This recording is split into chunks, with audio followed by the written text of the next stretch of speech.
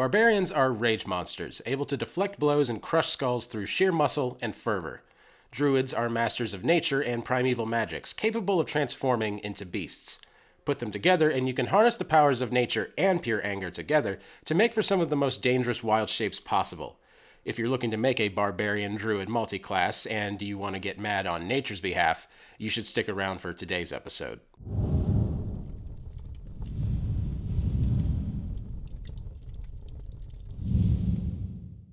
So why would one play a Barbarian Druid combo?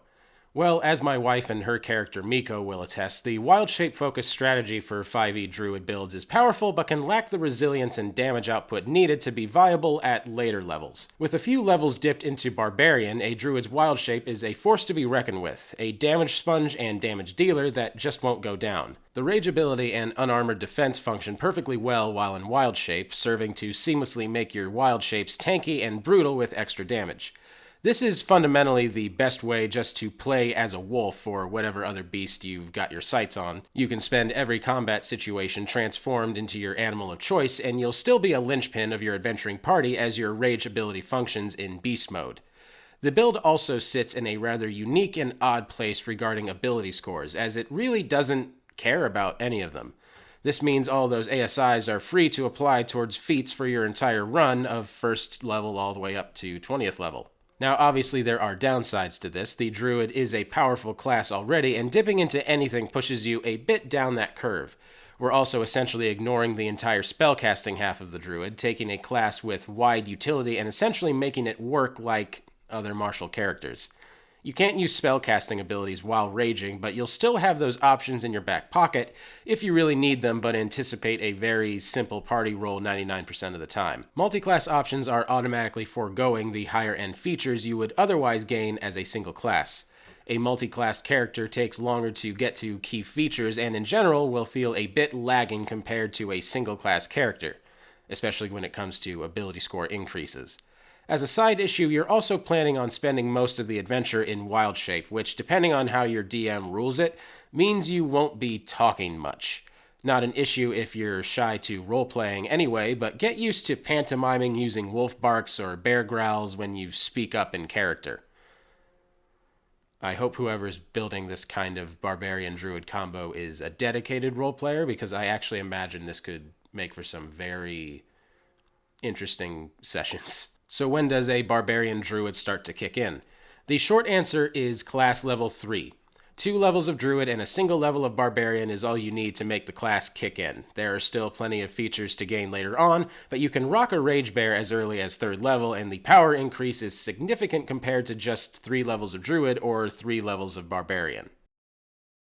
Now let's get into the class features that we most care about. Each Barbarian and Druid class feature lines up well in some very strange ways that will take a little bit of detailed explanation. Let's start with the significant Barbarian features, and obviously we're going to start with Rage. This class feature is 100% the reason the multi-class works at all. Rage functions perfectly well while you're in wild shape, giving your bear, wolf, and other assorted creatures resistance to all physical damage, advantage on strength checks and saves, and a few points of additional damage. You can't cast or concentrate on spells while raging, but wild shape is specifically not a spell, and you can't cast spells in wild shape anyway, so they mesh perfectly. Next up is unarmored defense, and this works, but it works in a weird way. Normally, as a barbarian, you'd want to maximize your constitution and dexterity scores to get your unarmored defense score as high as possible. However, you lose all your physical scores when they're replaced by the animals. The unarmored defense feature can still be used in wild shape, it just uses the beast physical scores instead. This means that with some wild shapes, you'll be improving their AC by using unarmored defense, and with some, you're better off using their existing AC. The Druid won't wear metal armor anyway, so your unarmored defense, even just in humanoid mode, is still likely to be better than any medium armor or light armor. And then we have Danger Sense. Advantage on dex saving throws is a nice extra way to make sure your giant wolf doesn't die to fireballs. And with Reckless Attack, some of the beast's attack bonuses are a bit lackluster, so Reckless Attacks can push those natural weapons through by giving us advantage on attack rolls. And then with Primal Path, there are a few options, but I'd argue there is enough in their initial 3rd level feature to justify the 3rd level dip. I'll go into each one in a bit more detail in a second, but for now, know that getting up to 3 levels of Barbarian for the primal path is absolutely worth doing. And then we have extra attack, and before you start salivating at the idea of extra multi-attack from beasts, know that mechanically a multi-attack does not use an attack action, so they don't mesh with your extra attack feature. However, you can totally use it to make another attack if you just use one attack. This means that there are some wild shapes where having extra attack is completely useless, and for others it basically doubles your damage output. An extra attack at level 5 is sketchy considering how many druid levels we have to forego in order to do that. So while this can be a viable option that you should be aware of, I don't necessarily recommend it, though if anyone down in the comments has a way to make that work better for you, I would love to hear it. Now let's move on to the significant druid features, starting with, of course, wild shape. Now, I could probably do a whole video on wild shape and all of the weird applications it could have, and if you would like me to, please let me know down in the comments. But for now, just know that wild shape is the primary feature we're going to be using for the multiclass build. Normally, wild shape damage scales terribly, but with rage adding an extra 2 to 4 damage every round, you can keep on that curve. Your magical abilities and spellcasting are going to, well, fall by the wayside, but we're doing beast forms here today. And then we have combat wild shape. We're doing a wild shape focused multiclass, and to do it, we really need the wild shape focused Circle of the Moon Druid archetype. This initial feature we get at 2nd level provides us with 2 essential features, the ability to wild shape as a bonus action, and the ability to sacrifice our spell slots for healing while in wild shape. And then with circle forms, as we get to higher levels with the Circle of the Moon, we get even higher challenge rating wild shapes. Right at the start, we get a challenge rating 1 wild shape, and then it improves all the way up to a challenge rating 6 at our 18th level. And then with Primal Strike, at 6th level, the Circle of the Moon lets our natural attacks count as magical, overcoming the non-magic resistance that crops up often on high challenge rating monsters. And then with Elemental Wild Shape, at 10th level, you gain the ability to become powerful elementals. And with our Rage active, they're downright deadly. As the elementals are challenge rating 5, these elementals essentially let us skip ahead since we'd normally be stuck at challenge rating 3 creatures at this level. So some of you Barbarian veterans are probably curious what primal path you should take. While we're dead set on Circle of the Moon for our Druid archetype, the Barbarian archetype has several options that all mesh very well with our strategy here. Firstly, I don't advise taking your total Barbarian levels past 3 since we have some pretty bad diminishing returns past 3 Barbarian levels. So really, we're only shooting for those initial 3rd level Primal Path features, such as Path of the Ancestral Guardian. This one essentially forces your targets to focus and waste attacks on you rather than attack your much squishier allies. A valid pick if your priority is Party Protector. There's also Path of the Storm Herald, and this one gives you an elemental aura that you can activate in your Rage as a bonus action.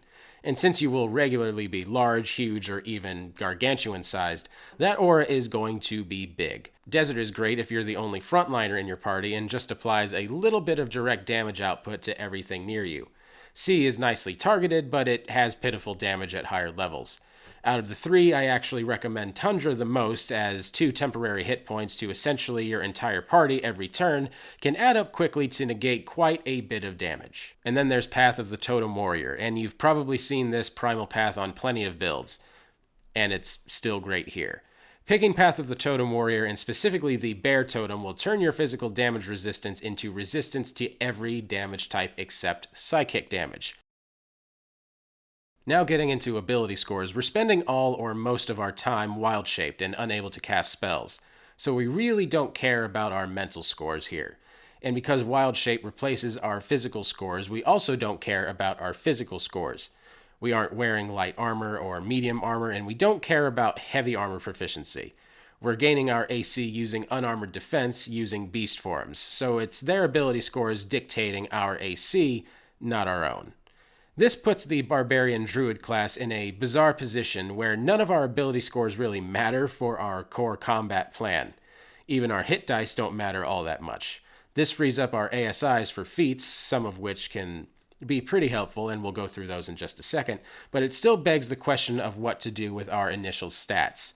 Even though we won't be relying on spellcasting, there will still be situations outside of combat where utility casting or healing could come in handy.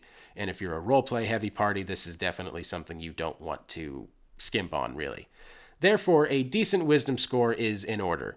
We also keep our mental stats in a wild shape, so having a passable intelligence and charisma score just for skill checks and saves is a reasonable idea.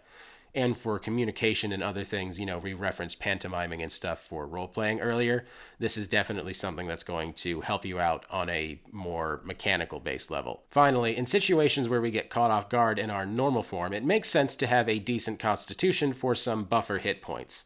It also is worth noting that due to multiclassing requirements, you'll need a minimum of 13 in both strength and wisdom. As mentioned, this build doesn't need its ability scores for much, which leaves them wide open for feats. What feats exactly benefit us is another question, though. Our natural weapons don't count for a lot of feats, since natural attacks aren't quite weapons, and anything spell-related like extra spell slots won't work well for us. There are a few sneaky feats that fit the bill for Druid Barbarian Multiclass options, though, such as Lucky. Lucky is always a tempting option, and since we likely have some freed-up ASIs, there's no reason we leave Lucky behind.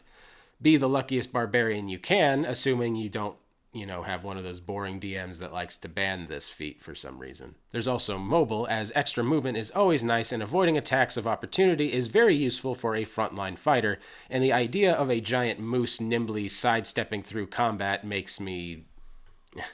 just fills me with joy. Sentinel is a favorite tactical option for all sorts of jank builds and is still good here, so if you want to make sure that someone fighting you is stuck fighting you, definitely go with Sentinel. Savage Attacker is always a decent offensive option that's flavorful and raises our average attack damage output by letting us toss bad rolls.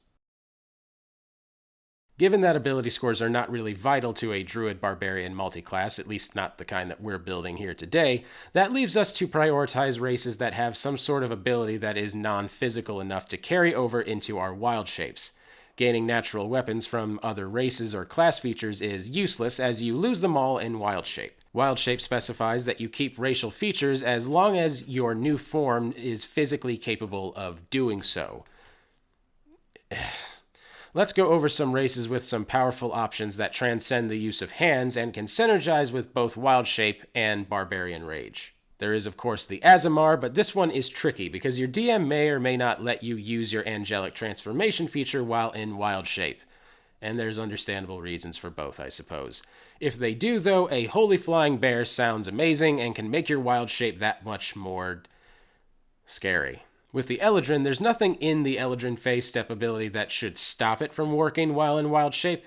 How does being a Misty Stepping Bear sound? Admittedly not as cool as the Flying Angelic one, but this one is more than likely actually allowed. It also fits nicely with the Wrath of Nature vibes, thematically speaking. And then there's the obvious pick, I don't know why I thought this would be. Maybe it's just obvious to me because I associate them with nature. Anyway, the Gnome. Spells can be a weakness in our otherwise impenetrable meat shield, and the Gnomish Cunning feature can patch the armor right where we need it to. Advantage on all intelligence, wisdom, and charisma saves means that along with our Barbarian Rage feature granting advantage on strength saves and our Danger Sense feature granting advantage on dexterity saves, you'll basically always make your saves at advantage. Now, this one is actually more obvious than the Gnome, at least because of the Barbarian kind of thing. The Goliath Stone Endurance feature still works while in wild shape. We're doing a tanky frontline build here, and reducing damage taken is always welcome.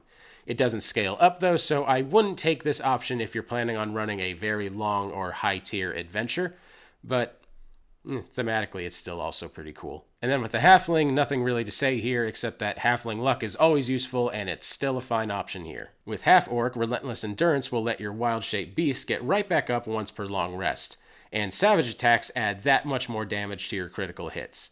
A very strong contender for the Barbarian Druid race of choice. Now, Kalashtar are technically setting locked into Eberron, but if your DM allows them, and again, I can see reasons as to why they would or wouldn't, they essentially patch a lot of holes for our build.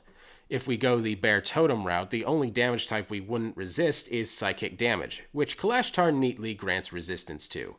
They also can talk telepathically, which solves the whole growl-growl roleplay problem we were talking about a bit earlier. Though that could be a pretty cool creative constraint to work with, so you can see how picking a Kalashtar would fix a lot of convenient issues. Now, Satyr is pretty cool just on the basis of representing the chaos of nature and all that, but Anyway, similar to the gnome but restricted by setting, the satyr has full resistance to all spells and magical effects. I'd argue this is a pure upgrade for the build, so take it if your DM allows it, but default down to the gnome if they do not. For this build, we're focused on damage output and resilience over utility options. Particularly, we want to favor creatures with multiple attacks that can get more value out of our rage damage bonus than a single hit. 5e Druid limits our access to these wild shapes by challenge rating and again, at earlier levels anyway, by swim and fly speeds. For ease of reference, we'll categorize the optimal forms by your Druid levels. At only 2 Druid levels, you'll still have access to comparatively quite powerful challenge rating 1 beasts, but you're still limited by swim and fly speed. The following beasts are likely your best options at 2 Druid levels. And for those of you curious what this is, it's basically a smaller velociraptor. This dinosaur is a bit more fragile than the direwolf, but has a much higher damage output. It has the insane ability to make 4 attacks, 3 with multi-attack, and 1 extra as a bonus action if you manage to successfully pounce on someone. Just keep it in mind. I think it's probably one of the coolest ones to get at this level, but no one knows what it is offhand, so just wanted to give it a special plug at this level. As a 4th level druid, we don't get any higher in challenge rating, but we do get to finally take beasts with a swimming speed. Mostly our best options are the same at 2 druid levels, but with a couple nasty additions. Obviously, if you know me, my favorite here is definitely the giant octopus. It's got 52 hit points. Their attack has a 15-foot reach.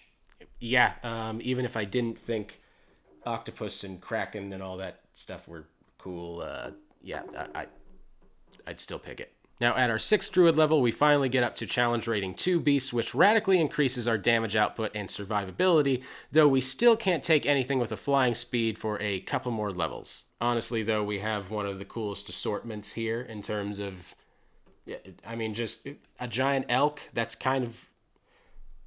not even the coolest one on this list. I just think it's cool. Again, we're a lot of my personal preferences seeping into this video. I'm sorry, everybody. As an 8th level druid, we don't improve in challenge rating, but we do finally gain access to flying beasts, which drastically improves our mobility and gives us one juicy option in particular. Yes, I'm talking about Quetzalcoatl's. This flying dinosaur's stats don't look great at first, with only 30 hit points and an AC of 13. I get it, but since it has a flyby feature and an insane 80-foot fly speed, you'll be able to harass anything that can't, well, fight at range with impunity.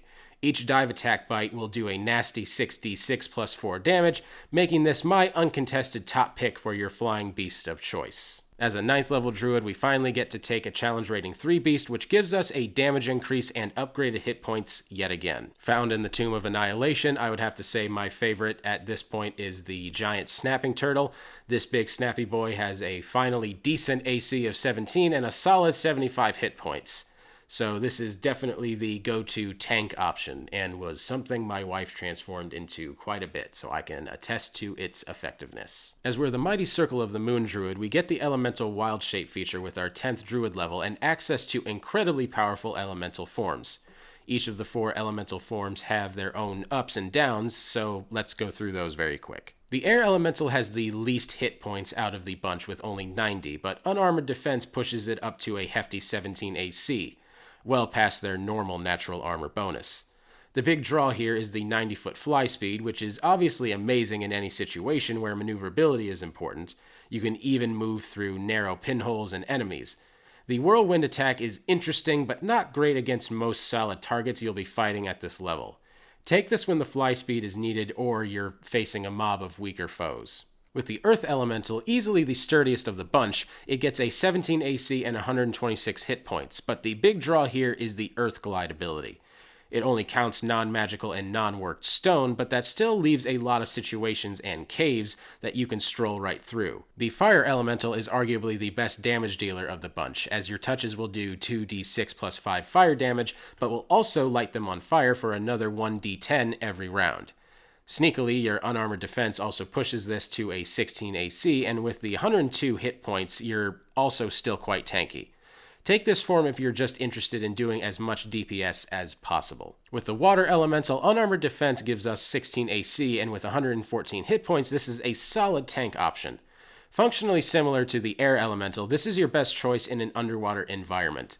It also vies for the best damage dealer, as the Whelm attack can potentially hold enemies down and keep them down, dealing 2d8 plus 4 every round as long as you keep grappling them. As a 12th level druid, we gain access to challenge rating 4, but since we already gained access to the challenge rating 5 elementals a couple levels ago, I was hard-pressed to find any animal form that came close to competing with our existing options. I dug deep, though, and found one option that gives the elementals a run for their money. A two-headed plesiosaurus. Bet you didn't see that coming. I found this guy squirreled away in the Tortle package, and it's exactly what it sounds like. A plesiosaurus with 2 heads. It has 100 hit points, and with our unarmored defense, it gets a solid 15 AC. You get 1 attack with each head, giving us 2 bites, each dealing 3d6 plus 6. We also get advantage on a ton of conditions, due to the 2 heads, of course, and a decent swim speed. I'm not saying it's better than any of the elementals mechanically, but it's definitely cooler in every other way. Now at 15 druid levels, the upgrade to challenge rating 5 beasts is likely our final increase if we're running the build that dips 3 levels into barbarian, and in our final tier of play, we get some even nastier monsters to deal with. Now obviously we have another cool dinosaur here on the list, but I'm actually going to give the special spotlight to the creature that out-evolved it. That's right, the giant crocodile with 14 AC and 85 hit points. This is a bit of a fragile option compared to the elementals, but the damage potential may just be worth it. With the tail multi-attack combined, they're doing 2d8 plus 3d10 plus 14 a round with a grapple and a trip chance attached. If you're not too worried about getting hit yourself, this is one of the best options for raw additional damage, and it's a giant crocodile. Is no one else as excited by that as me? We might as well pay lip service to 18 druid levels. This is the tip top of our beasts at challenge rating 6, but you'll only be getting this far if you only take the 1 level dip into barbarian, which is not exactly recommended. Most campaigns aren't getting to 19th or 20th level anyway, so it's unlikely one way or the other that you'll get up to this, but it will be time to mammoth it up. Yes, as my wife will attest, there is a reason to get this high level with a druid, and that's to play a mammoth. Weirdly, I think there's only ever been the 1 challenge rating 6 beast, the one, the only, the mammoth. The mammoth is a strict upgrade on the charge in and stomp beasts that occupy a lot of slots. 126 hit points, and our unarmored defense does manage to pump the AC up to 14. It has a trampling charge move with a very high DC, 18, so you should reliably be able to get off its big charge and stomp combo at least once per fight for 4d8 plus 4d10 plus 18 damage. The big question is if playing a mammoth at the tail end of your campaign is worth losing that sweet primal path buffs for the rest of... Yes, it's worth it. My wife will say it's worth it. There are 2 main options when approaching how to level up using this multi-class strategy. 1 barbarian level, 3 barbarian levels, but they both start basically the same. Your first level and second level should be in druid. Druids gain additional skills and features early on, and we want those extra proficiencies and to get to that moon druid bonus action wild shape as soon as possible. Your third level should be in barbarian. Now we pick up the all-important rage feature, and our build really starts to kick in.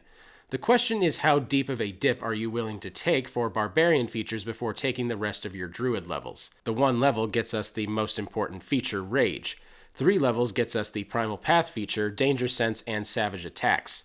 1 extra level of barbarian to gain an ASI has some merit, but as ability score increases don't really matter much, I wouldn't recommend it. There is some argument to be made in advancing barbarian all the way to 5th level for extra attack, but most every wild shape form we care about uses multi-attack anyway and wouldn't gain any benefit from it. Personally, I really like the 3 level dip here, but in either case, once you've gotten the barbarian levels you wanted, all your future levels should be druid levels. So you've built everything up, taken those levels, picked those feats, and you're battle ready for the next dungeon. Now what? How do we actually play this character? Very simple. Select a dangerous wild shape and become it before initiative is even rolled. You're in this for the long haul in animal mode, after all, and you should only be in humanoid form well away from combat or in fringe situations where you need to do some utility spellcasting or skill checks. We want to do this not only because we're optimized for fighting as a beast, but also because both Wild Shape and Rage take a bonus action for us, and we don't want to be stuck taking a turn to build up due to action economy. Wild Shape lasts a number of hours equal to half your Druid level, and these 2 Wild Shape recharge on short rests. There's no real reason you can't be using your shape-shifting ability essentially 24/7. And since you can rage 3 times per day, you should be able to use your rage power in practically every combat situation as well. Once you hit combat, activate your rage and go beast mode whenever anyone dares stand in your way, which you're a big scary animal, so... or even just a little mean animal. I mean, even if you're a small one. Yeah. Point is, get angry, start fighting. You'll resist practically all damage and dish out extra rage damage. Then whenever you start edging closer to 0 hit points, crack one of your spell slots as a bonus action and recover your HP. First level spell slots are cheap and easy regular healing, while those higher level spell slots should be reserved for when you're about to die. I myself have honestly only ever had one Druid Barbarian come across my table, and they built, like I said, the 3 classes into Barbarian and the rest into Druid, and we ended up getting that character up to, I believe it was something right before the Mammoth. But I remember it being extremely viable, and they like to laugh in my face that they could just never die. And I don't consider myself an adversarial DM, but seeing him escape death so many times definitely made me understand the appeal of being an adversarial DM. Thank you guys so much for watching. I really appreciate it. Be sure to like and subscribe because we put out new videos like this every week. I know you guys are big fans of the multi-class videos that I've been doing recently, so if you want us to do more weird out there kinds of builds or anything like that, please let us know down in the comments. And if you have made a Barbarian Druid character, I would definitely like to hear all about them down in the comments. My name is Patrick Ferguson from Skull Splitter Dice, and until next time, farewell.